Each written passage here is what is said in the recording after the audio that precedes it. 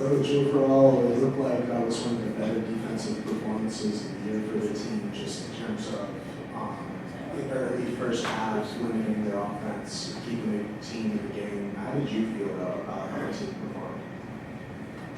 performed? Let me go back to the game, because right now we didn't win. So, but in the game, it's like Coach Morris said. You know, you can always look at the score and you can look at the results, because that's what I do after it's all over.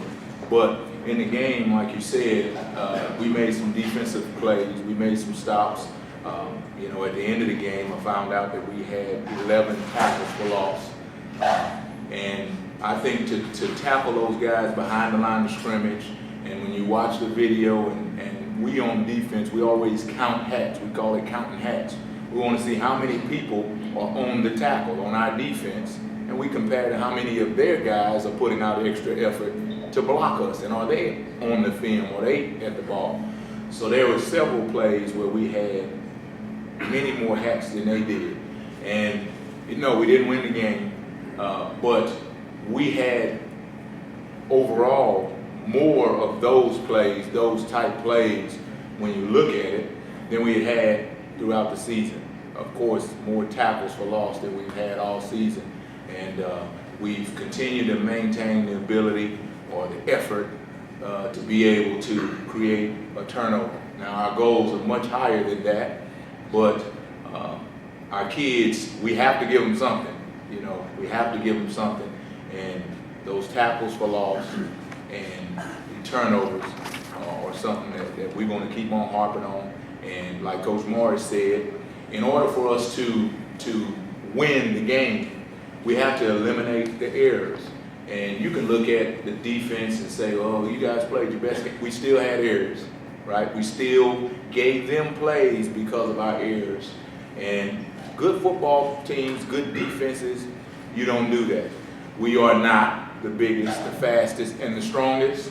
And since you are not that, then, and this is what I tell the team as well, the defense as well, and since you are not that, then you have to make sure that you're right every single time. As a play caller, I have to be perfect every single time, because, you know, we're not going to take a guy and throw him over the fence and make a tackle.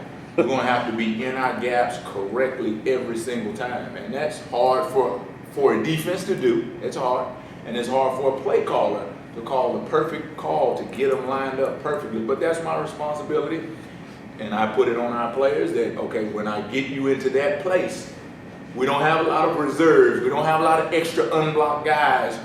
You got to make the tackle. It's one-on-one, you got to make the tackle, and that's just what it is. Coach, with Bo, Dion, and Seth all playing on defense, how tough is it to get them over from the offense, bring them up to speed, and then how do you think they play to perform? Well, I can't really talk about those guys without getting emotional, because of the fact that they, just like Coach said, are selfless people and they're selfless players. And for Sid and Dion, now Bo, big linemen, they just bump into each other. It's one, you just got to figure out, are you watching the ball or are you listening to the snap count? And Bo got that confused a few times in practice. But Dion and Sid to come over and a quick flash because of injury, come over and be willing to lay it out there and have to go into the game and perform the way they did. Now they're not going to be on the Jim Thorpe Award list this week, but they went out and they gave us everything that they had. And what they did, like Coach Morris said, what they did is what we're getting from a lot of these players, from a lot of these kids. It's not translating on the field because of wins, but I'm man enough, I'm adult enough to know, you know what? Sometimes you don't get all that you want. Sometimes you got to look and say, this is really good. And these kids, they're giving us all that they can. And that's a true example. Those three young men are a true example of what we're getting. So for us defensively as a staff, they brought more to the table than a lot of kids in that situation because they brought want to, and they brought a team first attitude, and we were able to work with that. What does Tulsa bring to the table? Kind of a different style than you've been used to the last 5 weeks? Their quarterback does not run the ball, does he? Tell me no. He has negative rushing yards. Yeah, well, so that's what's different. And I continue, I'm going to bring a chalkboard in here. Some of you young people don't know what chalkboard is all about. But I'm going to bring a chalkboard in here, and I'm going to draw up the run fits and what they look like when you have to face a quarterback who runs. It's very different when you have the quarterback handing the ball off and looking cute as he carries out his fake. And then you have another guy who's carrying the football. They present the challenge of receivers who go down the field. They really stretch defenses. They also have capable running backs, and you know, it's just a different. It's just a, you know, you just put the sauce in a different pan, right? You have to defend.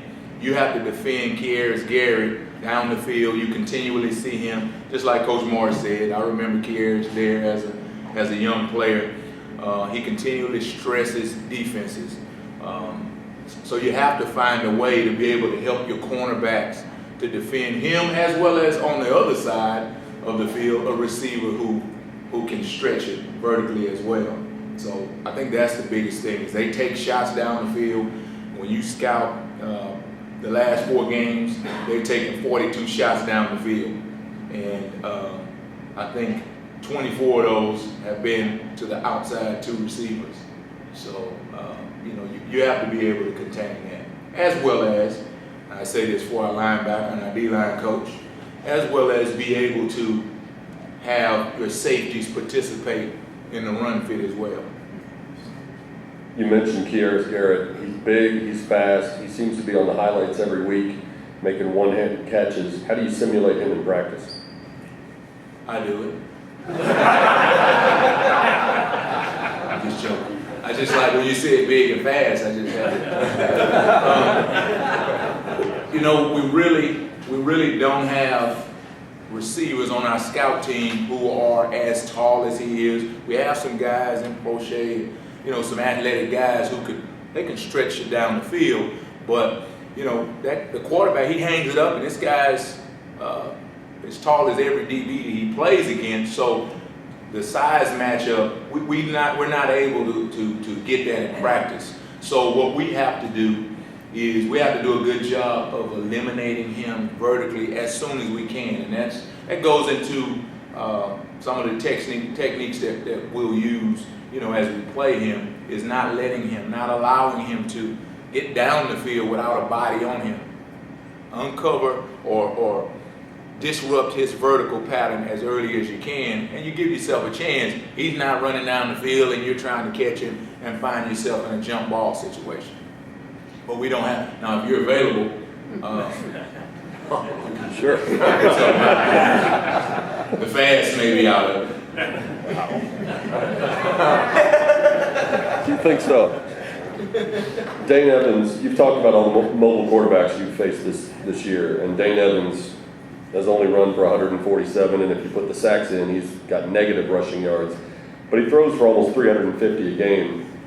What is it about him as a passer that makes him so effective, and does he remind you of anyone? Well, they don't use him to run the ball, but they will. They'll keep you honest in that way. But Dane has a strong arm, a very quick release. You watch him on film, he's incredibly lucky as well. I'm going to tell him that when I see him. Because you watch him on the film, the ball has hit the ground on about 5 plays, hits the ground and it bounces right back into his hand, and he throws a strike. That's probably his best attribute, is that he has a quick release. He gets rid of the ball, but that's their offense. He gets rid of the ball extremely quick, but then he also throws the deep ball well, and which is why, you know, probably that's something that they do a lot, because he puts it on the money down the field to those receivers time and time again. Okay. Thanks a lot, Coach Malone. Question. How many of your starting 11 for seniors. Oh, boy. Off the top of my head, I won't tell you off the top of my head. seniors starting?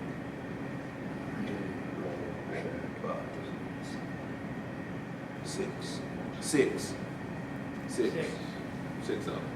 And, you know, there's a couple other guys who are older, seniors, who end up contributing quite a bit. But, yeah, we have 6 guys who have played quite a bit. Guys like Zach Wood and Andy and Shaq played quite a bit. Yinga played quite a bit. So you talk about the future. You know, we sit here and we talk about the future is bright, but losing these guys is going to be incredibly difficult for us as we move forward.